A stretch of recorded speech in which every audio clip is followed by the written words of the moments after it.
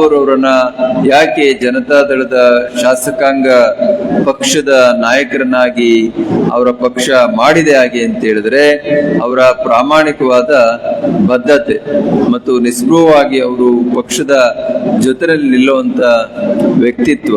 ಹಾಗಾಗಿ ಅವರನ್ನ ಅವರ ಪಕ್ಷ ಗುರುತಿಸಿದೆ ಅಂತೇಳಿ ನಾನು ಭಾವನೆ ಮಾಡುತ್ತೇನೆ.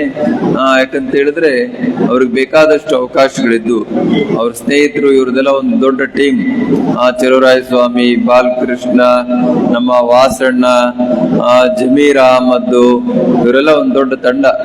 ಇವರೆಲ್ಲ ಸೇರೇನೆ ಕುಮಾರಣ್ಣವ್ರನ್ನ ಮೊದಲನೇ ಸರಿ ಅವರಿಗೆ ಅಷ್ಟೆಲ್ಲ ಆಸಕ್ತಿ ಇರಲಿಲ್ಲ. ಕೇವಲ ಶಾಸಕರಷ್ಟೇ ಕುಮಾರಸ್ವಾಮಿರವರು. ಅದು ಮೊದಲನೇ ಬಾರಿ ಶಾಸಕರಾಗಿ ಮುಖ್ಯಮಂತ್ರಿ ಆದಂತ ಇತಿಹಾಸ ದೇಶದಲ್ಲಿ ಬಹಳ ಅಪರೂಪ. ಅದರಲ್ಲಿ ನಮ್ಮ ಕುಮಾರಸ್ವಾಮಿರವರು ಕೂಡ ಒಬ್ರು. ಅವರನ್ನ ಆ ಎತ್ತರಕ್ಕೆ ಕೊಂಡೊಯ್ಯುವಂತ ನಿಟ್ಟಿನಲ್ಲಿ ಬಹಳ ದೊಡ್ಡ ಕೊಡುಗೆಯನ್ನ ನೀಡಿರ್ತಕ್ಕಂಥವ್ರು ನಿಮ್ಮ ಸುರೇಶ್ ಬಾಬುರವರು. ಹಾಗಾಗಿ ಅವ್ರಿಗೆ ಈ ಯೋಚನೆ ಯಾಕೆ ಬರಬೇಕು ಅಂತ ಬಹಳ ಆತ್ಮೀಯ. ಅವರು ದೇವೇಗೌಡರ ಕುಟುಂಬಕ್ಕೆ ತುಂಬಾ ಆತ್ಮೀಯರು. ಅಂತ ಒಂದು ಬಾಂಧವ್ಯವನ್ನ ಅವ್ರ ತಂದೆಯವರು ಕೂಡ ಇಟ್ಕೊಂಡಿದ್ರು. ಈಗ ಅದನ್ನ ಅವರ ಸುಪುತ್ರರಾಗಿರುವಂತ ಸುರೇಶ್ ಬಾಬುರವರು ಬಹಳ ಚೆನ್ನಾಗಿ ನಿರ್ವಹಿಸಿಕೊಂಡು ಹೋಗ್ತಾ ಇದ್ದಾರೆ. ಅದು ನೋಡಿ ಎಲ್ಲರಿಗೂ ಅನ್ನಿಸ್ಬಹುದಾಗಿತ್ತು. ನಾನೆಲ್ಲ ನಮ್ಮ ತಾಲೂಕಲ್ಲಿ ಕೇಳಿದೆ, ಏನಪ್ಪಾ ನೀವೇನಾದ್ರೂ ಶ್ರದ್ಧಾಂಜಲಿ ಸಭೆ ಏನಾದ್ರು ಮಾಡ್ತಾ ಇದ್ದೀರಾ ಇಲ್ವಾ ಹಾಗೆ ಅಂತ. ಅವರಿಂದ ಸರಿಯಾದ ಉತ್ತರ ಬರಲಿಲ್ಲ. ಅದು ಸುರೇಶ್ ಬಾಬುರವರು ಮೊದಲನೇ ಬಾರಿ, ಬಹುಶಃ ಇದು ನಾಡಿನಲ್ಲಿ ಮೊದಲನೇ ಶ್ರದ್ಧಾಂಜಲಿ ಸಭೆ ಅಂತೇಳಿ ಕಾಣ್ತದೆ. ಹಾಗಾಗಿ ನಾನು ಅವ್ರಿಗೆ ವಿಶೇಷವಾದ ಅಭಿನಂದನೆಯನ್ನ ತಿಳಿಸ್ತೇನೆ.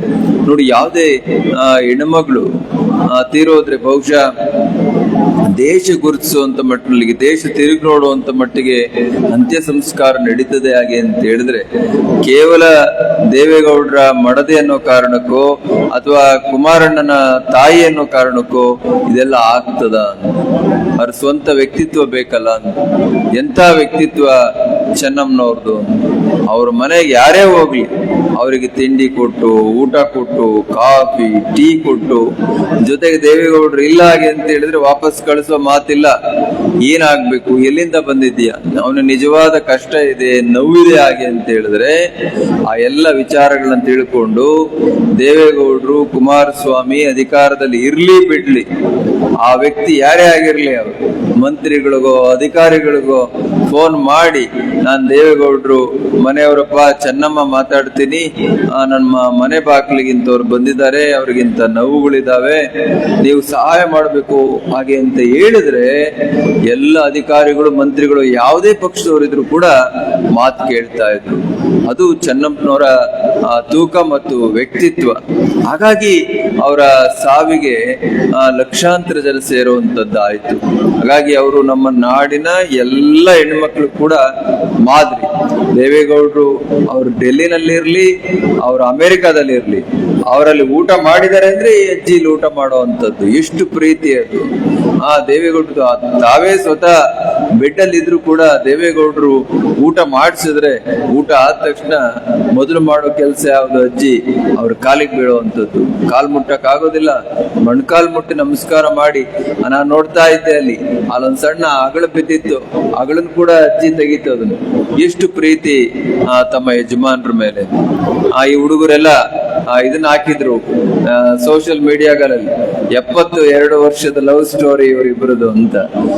ಎಷ್ಟು ಅಭಿಮಾನ, ಆ ಪ್ರೀತಿ, ಆ ಬಾಂಧವ್ಯ, ಆ ಸುದೀರ್ಘವಾದ ಇದನ್ನ ಆ ಗೌರವವನ್ನ, ಬಾಂಧವ್ಯನ ಹಿಡಿದಿಟ್ಕೊಳ್ಬೇಕು ಅಂತ ಹೇಳಿದ್ರೆ ಅದು ಸುಲಭವಾದ ಮಾತಲ್ಲ.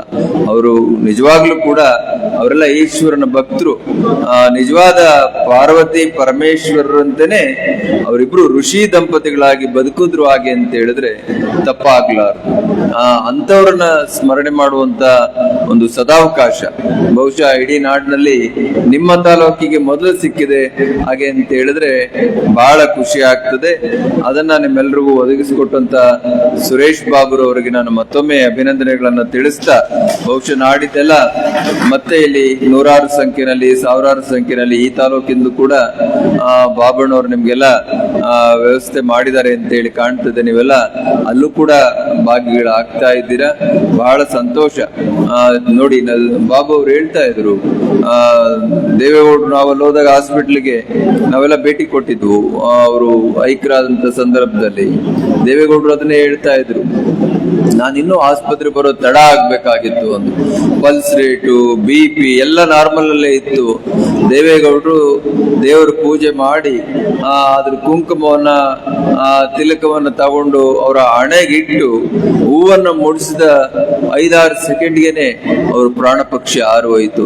ಎಂಥ ಬಾಂಧವ್ಯ, ಅದೆಂಥ ಪ್ರೀತಿ, ಅದೆಂಥ ಅಚಲವಾದ ನಂಬಿಕೆ ಅವರಿಬ್ಬರಲ್ಲಿ ಇತ್ತು ಹಾಗೆ ಅಂತ. ಹಾಗಾಗಿ ನಾವು ದೇವೇಗೌಡರು ಮತ್ತು ಚೆನ್ನಮ್ಮನವ್ರು ನೋಡಿ ನೀವೆಲ್ಲರೂ ಲೌಕಿಕ ಜೀವನ ಮಾಡುವಂತವ್ರು, ನೀವು ಕಲಿಯುವಂಥದ್ದು ಬಹಳ ಇದೆ. ಆ ರೀತಿಯ ಒಂದು ದಂಪತಿಗಳನ್ನ ಬಹುಶಃ ಇತ್ತೀಚಿನ 30-40 ವರ್ಷಗಳನ್ನ ನಾವು ನೋಡಿ ತುಂಬಾ ಅಪರೂಪ. ಅಂತವರ ಸ್ಮರಣೆ ಮಾಡುವಂತ ಒಂದು ಸದಾವಕಾಶ. ಮತ್ತೆ ನಾಡಿದ್ದೆಲ್ಲ ಭೇಟಿ ಆಗೋಣ, ಅಲ್ಲೂ ಕೂಡ ಅವರ ಗೌರವ ನುಡಿ ನಮನ ಕಾರ್ಯಕ್ರಮದಲ್ಲಿ ಆಗಿ ಅಂತೇಳಿ ಹೇಳ್ತಾ ಈ ಕಾರ್ಯಕ್ರಮ ಸಂಪನ್ನವಾಗಿದೆ. ನಾವೆಲ್ಲರೂ ಕೂಡ ಅಜ್ಜಿಯವ್ರನ್ನ ಬಹಳ ಗೌರವದಿಂದ ಸ್ಮರಣೆ ಮಾಡಿದ್ದೇವೆ. ಅವರ ಬದುಕು ಎಲ್ಲರಿಗೂ ಕೂಡ ಆದರ್ಶ ಆಗ್ಬೇಕು. ಇವತ್ತು ನಾವು ನೋಡ್ತಾ ಇರ್ತೀವಿ, ಒಂದು ಸಣ್ಣ ಅಧಿಕಾರ ಹಿಡಿದಂತ ವ್ಯಕ್ತಿಗಳು ಕೂಡ ಅವರ ಹೆಂಡತಿ ನಾವು ಮಾತಾಡ್ಸಕ್ ಆಗೋದಿಲ್ಲ. ಆದ್ರೆ ಅಷ್ಟು ದೊಡ್ಡ ವ್ಯಕ್ತಿತ್ವದ ವ್ಯಕ್ತಿ ಚೆನ್ನಮ್ಮನವರು, ಮಾಜಿ ಪ್ರಧಾನಿಗಳ ಮಡದಿ, 2 ಸರಿ ಮುಖ್ಯಮಂತ್ರಿ ಆಗಿದ್ರು. ಅವ್ರ ಮಗ ಯಾವ ಅಮ್ಮು ಬಿಮ್ಮು ಏನೂ ಇಲ್ಲ. ಅವರು ಪೂಜೆ ಮುಗಿಯದೆ 12-1 ಗಂಟೆ ಅಲ್ಲಿವರೆಗೂ ಅವ್ರು ಯಾವ ಮಾತ್ರೆ ಆಗ್ಲಿ, ಊಟ ಆಗ್ಲಿ, ನೀರು ಕೂಡ ಕುಡಿತಾ ಇರ್ಲಿಲ್ವೇನೋ, ಅಷ್ಟು ಶ್ರದ್ಧೆ ಅವರಿಗೆ ದೇವರ ಮೇಲೆ, ಅಚಲವಾದ ನಂಬಿಕೆ. ಹಾಗಾಗೇನೆ ಇವತ್ತು ದೇವೇಗೌಡರು ಅಷ್ಟು ಎತ್ತರಕ್ಕೆ ಹೋಗ್ಲಿಕ್ಕೆ ಸಾಧ್ಯವಾಯಿತು ಅನ್ನುವಂತ ಮಾತನ್ನ ಈ ಸಂದರ್ಭದಲ್ಲಿ ಹೇಳ್ತಾ